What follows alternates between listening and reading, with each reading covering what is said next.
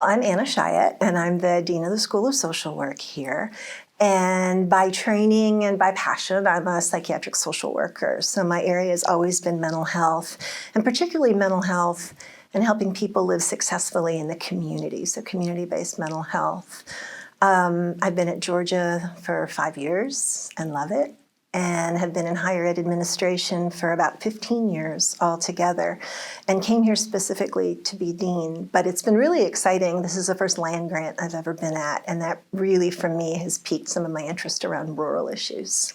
Awesome. Great. Well, speaking of rural issues, that's what this group is really talking about. And we know that you have worked in rural Georgia through maybe happenstance, but connectability through the dean of another college. So could you really kind of go into that story and what all that entails? Sure, absolutely. And I have to preface this by saying I'm a suburban kid. I did not grow up on a farm, so this is not my natural habitat.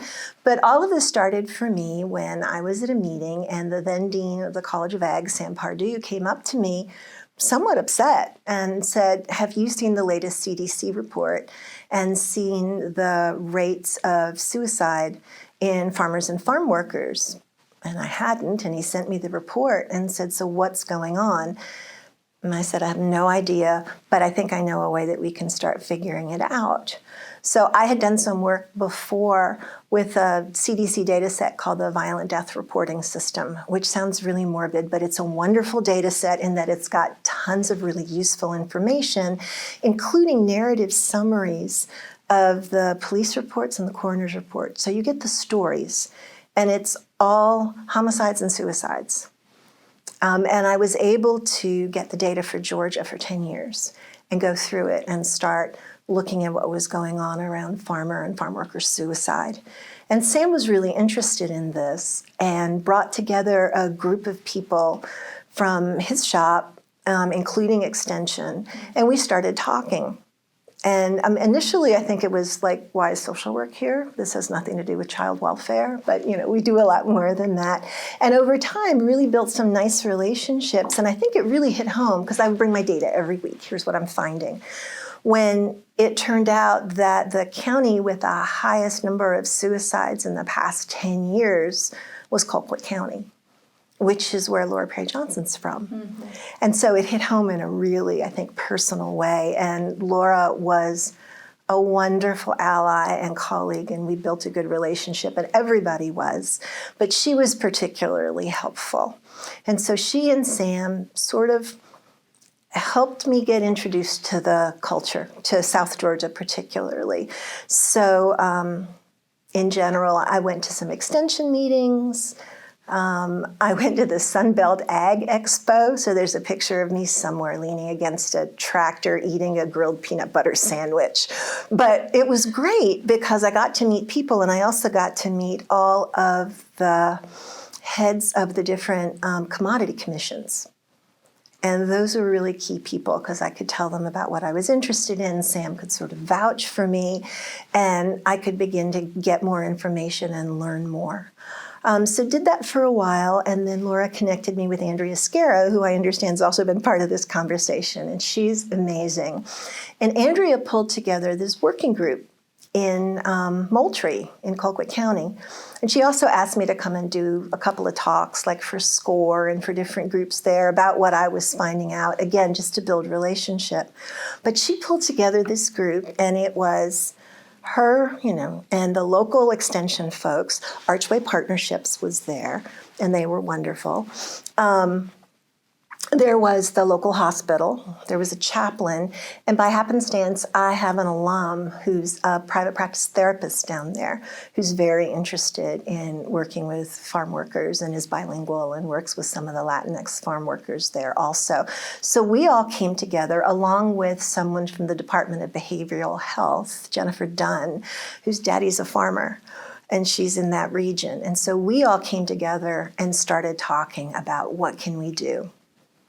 At the same time, I was working with Laura about how to get more information together. And one of the things I feel real strongly about was that I needed to do something that was useful. I didn't want to just collect data from people. So they put together this amazing website, Rural Georgia Growing Stronger, and I was providing information, and we printed packets out, and that was some of the stuff I was handing out at the Sunbelt Ag Expo and other places.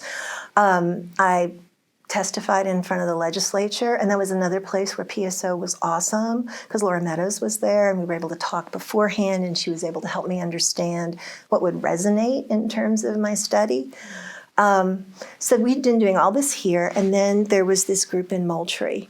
And it was great because I could talk about my data and what I was seeing, and then as a collective, people could talk about, well, what will be acceptable in this community? You can't expect people to pick up stuff about mental illness and suicide that for a lot of folks in the community, that's not going to be acceptable. So what's acceptable?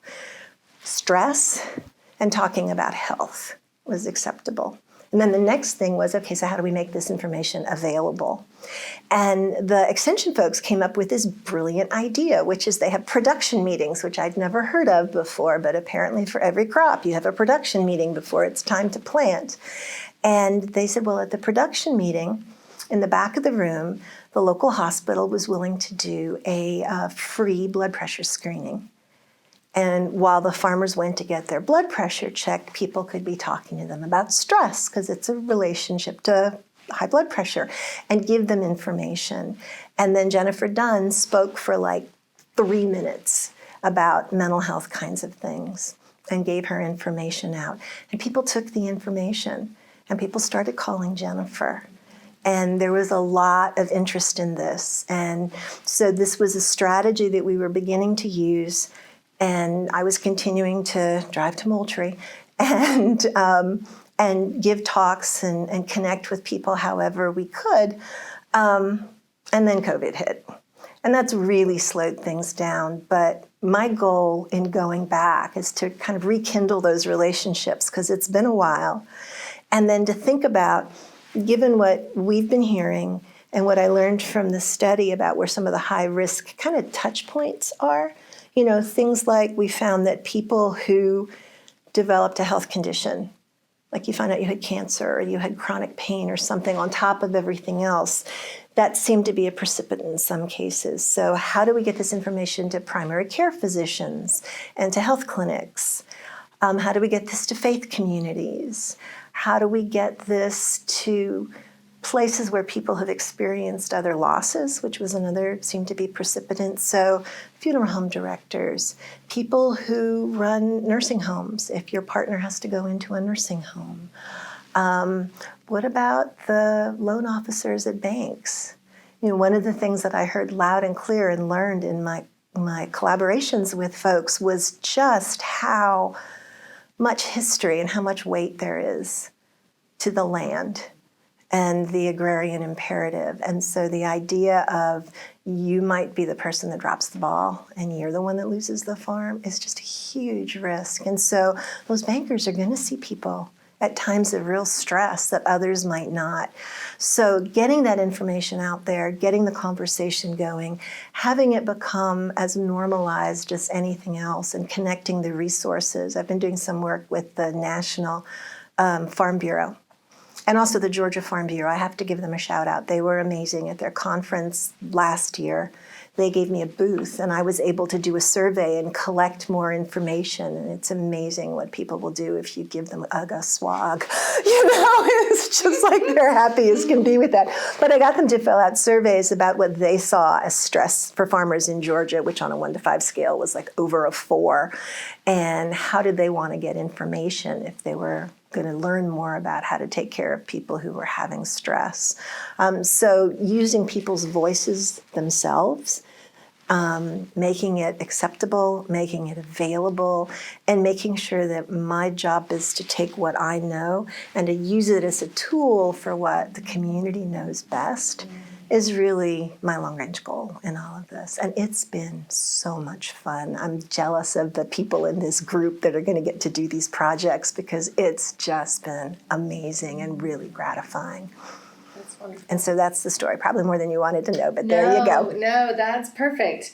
So I think you sort of touched on this, but how has work, or how has working in a rural environment, a rural community, been different than maybe if you hadn't been? I don't know, maybe you've worked in other rural communities, but is there a difference, and if so, how do you kind of navigate that between maybe an urban and rural community? Well, I think one of the most striking differences and things I had to get used to was just the distance and the lack of resources. When you're in a city, there's a mental health center there, there's a crisis clinic here. They may not have enough resources, but there's at least some, and it's all easily available. In rural areas, you have to change your thinking. That's what I learned, is that I can't go, oh, well, the crisis unit will come out. No, that's a 2.5-hour drive. How do you use the strengths and the resources that are in the community in a much more focused way than you might have to in an urban community? And it might be better to do that anyhow because you're building community capacity. But in more urban areas, we have the luxury of thinking about a lot of different kinds of services that just aren't necessarily there in rural. And so thinking differently about that and thinking about the network that is there in the community, I think, was probably one of the biggest things that I had to learn, and learn how to think differently. Yeah, perfect.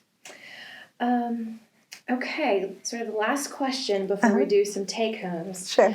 What advice can you give for faculty for respectfully entering and exiting? And I realize you haven't exited yet, so what's your advice for really going in respectfully to a new community? Well, and that actually was what I was going to talk about in my take-home. Okay. So Perfect. the things that I've learned and experienced is that I think it's really important to come into a community with a sense of curiosity and being comfortable respectfully asking questions and not making assumptions, because it's not a community like your community if you're not from a rural area, and different rural areas are different anyhow.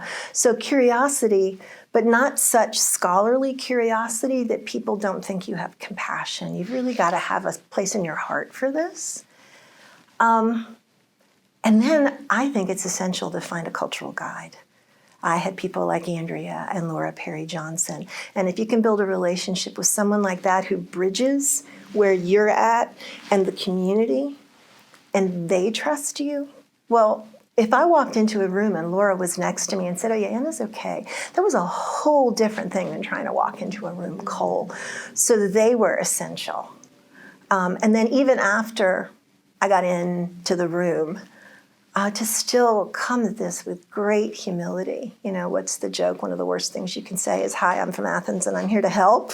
No, so doing a lot of listening, asking a lot of respectful questions, making it very clear, people are the experts in their own communities and their own lives, and building those relationships slowly, demonstrating that you care. And I found it really useful to provide helpful service, to not go in taking, wanting data, but to going in, for me, it was saying, I've already found this out. I have these resources. How can I help? And not be, looking like all you're wanting to do is kind of scrape data. And then whatever it is that gets done, if we hadn't had that collaborative group that Andrea had set up, nothing would happen. Nothing would have happened. Nothing will happen. It's got to be collaborative. If you're doing research, then the questions are collaborative. If you're doing intervention, then the interventions are collaborative. You can't just come in and go, okay, here's my idea. Here's my grant. I want to do this here. And then I think the last thing that I learned was being really patient. This takes a long time. If you're in Athens and you're working in Moultrie, it takes a particularly long time because it's a long drive each way. But these things take time, and you may want to get started on something right away. But it took a good year till I actually went down and started building relationships with folks, because I had to build the relationships here in the College of Ag first. So being really patient is important, but just knowing that it is so worthwhile and it's such great work. Well, thank you. That's wonderful, and that's going to be, I think, super exciting for our faculty to hear. So thank you so much for your time, and we're excited to hear from you some more at our next session and really be able to dig into some of this stuff. So thank you so much. Absolutely. Looking forward to meeting people.